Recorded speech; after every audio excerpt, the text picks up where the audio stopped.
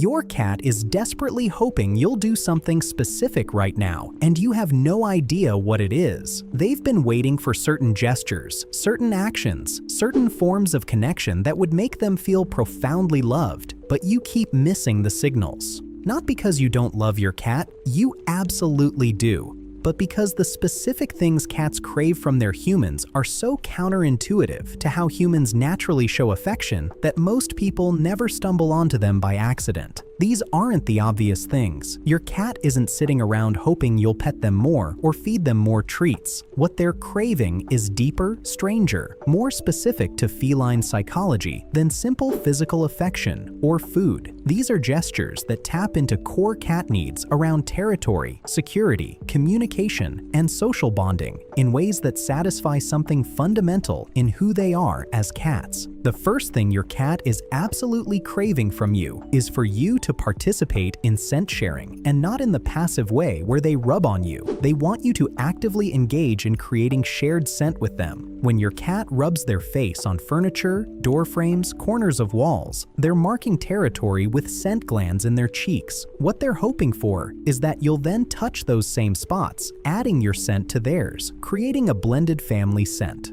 Try this. After you see your cat rub their face on a corner or piece of furniture, go touch that same spot with your hand. Really press your palm there for a moment. You're mixing your scent with theirs, creating what cats perceive as colony scent. This signals, we're a family unit. We share this territory. Our scents belong together. You can take this further by deliberately touching objects around your home that your cat also touches. Doorways they walk through, furniture they sleep on, windows they look out of. You're not just allowing your cat to scent mark you passively. You're actively participating in the scent marking of shared territory. This is deeply satisfying to cats because it confirms you understand and respect the scent-based social structure that's so important to them. Even wearing the same unwashed shirt for a couple days creates a stronger scent signature that your cat can interact with. When you leave that shirt somewhere accessible and find your cat sleeping on it or rubbing on it, they're engaging with your concentrated scent, blending it with theirs, strengthening the family scent bond.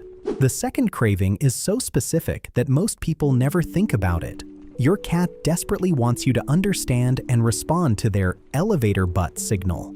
When you pet your cat's back near their tail and their rear end goes up in the air, that's not random. That's your cat presenting their hindquarters for attention, specifically at the base of their tail. This area is packed with scent glands and nerve endings, and gentle scratching or patting there is intensely pleasurable for most cats. But more than pleasure, it's social bonding. Cats who are close will groom this area on each other, a spot they can't easily reach themselves. When your cat elevates their rear end, they're asking for this specific form of grooming and attention. The gesture is actually vulnerable. They're turning their back to you, lifting their tail, exposing themselves in a position of trust. They're hoping you'll understand this is a request and respond appropriately. Many people either ignore this signal or stop petting entirely, confused by the behavior. What your cat is craving is for you to recognize it as the specific request it is and respond with gentle scratching or patting at the tail base. Not all cats like this. Some are too sensitive there, but for the ones who do that elevator butt move, they're actively requesting this interaction and hoping you'll figure out what they're asking for. Subscribe because we're about to reveal the territorial behaviors your cat wishes you understood. Third on the list is something that seems counterintuitive. Your cat is craving for you to create and maintain elevated territory specifically for them. Cats are three-dimensional creatures who feel most secure when they can access vertical space. What they're hoping for is that you'll actively provide and protect high spaces as theirs. This means cat trees near windows, shelves they're allowed on, cleared off tops of furniture where they can perch. But the craving goes deeper than just having high spaces exist. They want you to recognize and respect these elevated territories as theirs. Don't shoo them off high perches unless truly necessary. Don't rearrange their high spaces without thought. Don't block their access to vertical territory. When you actively create pathways to height, maybe adding a stepping stool to help them reach a high shelf or arranging furniture to create a climbing route, You're showing you understand this fundamental cat need. When you see your cat on their high perch and acknowledge them positively rather than telling them to get down, you're confirming that this elevated territory is rightfully theirs. Some cats will literally lead you to places where they wish they could go but can't reach, looking up at high shelves or tops of cabinets with clear longing. They're hoping you'll help them access that vertical space or make it permanently accessible. Responding to these hints by creating access shows you're paying attention to their territorial desires. The fourth craving is about vocalization, and it's mutual. Your cat desperately wants you to talk to them, but not in the cooing baby talk many people use. They want conversation. They make sounds at you, chirps, trills, meows, and they're hoping for verbal response. Not just, "Aw, what a cute sound," but actual back and forth vocal exchange. When your cat meows at you, respond with words. It doesn't matter what you say, they don't understand the words. What matters is the exchange pattern. They vocalize, you vocalize back, they respond again. This call and response is how cats communicate with each other in certain contexts, and they've adapted it for communication with humans. Some cats develop elaborate vocal relationships with their humans, where specific sounds mean specific things, and the human responds appropriately. Your cat is craving this kind of nuanced vocal relationship, where communication feels two-directional, where their sounds prompt your sounds, creating a conversation, even though neither of you understands the other's language. Try varying your responses, different tones, different lengths of speech, different emotional qualities. Many cats will adjust their vocalizations based on your response, creating an actual exchange where you're both adapting to each other's communication style. Fifth is probably the most surprising. Your cat is craving opportunities to provide for you, and they need you to accept their provisions graciously. When they bring you toy mice, when they present you with hunted insects, when they try to share food with you, they're engaging in provisioning behavior that's deeply important to social bonding in cats. The craving isn't just to bring you things, it's for you to acknowledge and appreciate these gifts in a way they can recognize. This doesn't mean you have to eat the dead mouse, but it does mean responding positively, thanking them verbally, maybe even touching or picking up the offering before disposing of it later. When cats bring you things, they're saying, "I want to contribute to our family. I want to provide for you. I want to share my resources." Rejecting this or showing disgust damages something important. What they're craving is acceptance of their role as provider, acknowledgement that their contributions matter, validation that they're valuable members of the family unit who can offer something meaningful. You can encourage healthy versions of this by engaging enthusiastically when they bring you toys, maybe even using the toy they brought by playing with them with it. This shows their provision was valuable and appreciated, satisfying the craving to contribute while channeling it toward appropriate objects. Comment below if your cat brings you specific items regularly. They've probably chosen those items as their most valuable provisions for you.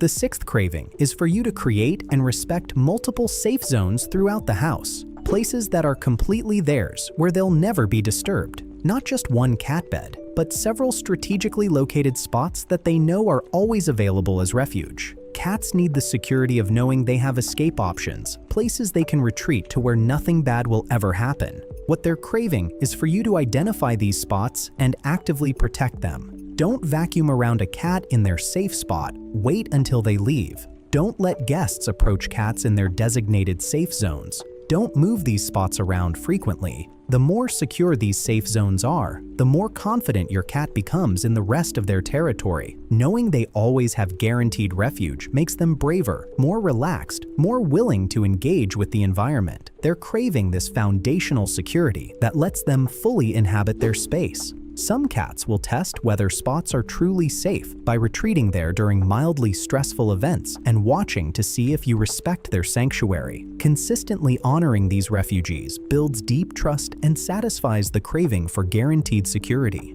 Seventh is about play, but specific types of play that satisfy deep predatory needs. Your cat is craving hunting sequences that feel realistic, not just batting at toys, but full stalk pounce capture kill sequences that let them express their predatory nature completely. This means toys that hide, that run away, that act like prey trying to escape. It means you moving the toy in ways that mimic wounded birds or fleeing mice. It means letting them approach slowly, crouch and stalk, explode into the pounce, capture the toy, and then really kill it with bunny kicks and biting. The craving is for completion of the entire hunting sequence, not just parts of it. Many people only provide the chase part, waving toys around for cats to chase. But cats need the stalk, the capture, the kill, and ideally even the eating. A small treat after a successful kill mimics eating prey. This type of play satisfies something primal that simple play doesn't touch. You're acknowledging and facilitating their nature as predators, giving them outlet for instincts that are fundamental to who they are as cats.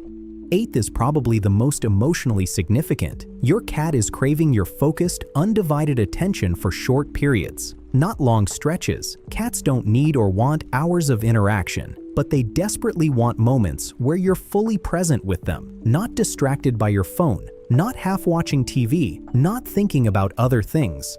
5 minutes where you're completely engaged with your cat, making eye contact, responding to their movements, present in the interaction, means more than an hour of distracted proximity. They can tell when you're truly focused on them versus when you're just physically near them while mentally elsewhere.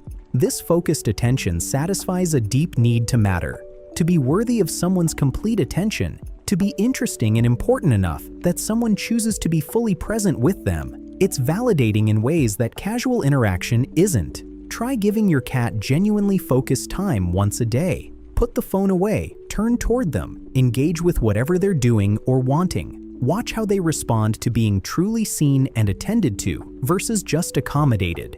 The final craving is for you to learn their individual language and respond to their specific communications. Every cat develops unique signals, particular meows that mean specific things, certain behaviors that request particular responses, individual preferences and patterns that are theirs alone. What your cat is craving is for you to study them closely enough to learn these individual quirks and then demonstrate you've learned them by responding appropriately. When they make their "I want water" sound, you get them water. When they position themselves in their "I want to play" spot, you initiate play. When they show their specific "I need reassurance" behavior, you provide comfort. This individualized attention, this recognition that they're not just a cat, but this specific cat with unique communication and needs, satisfies a deep craving to be known and understood as an individual. They want to feel that you've paid enough attention to learn who they are specifically, not just what cats in general are like. These 9 cravings aren't about more affection or more stuff. They're about specific forms of connection that acknowledge your cat's nature, respect their communication, facilitate their instincts, and validate their individual personality. When you satisfy these cravings, you're not just caring for a pet.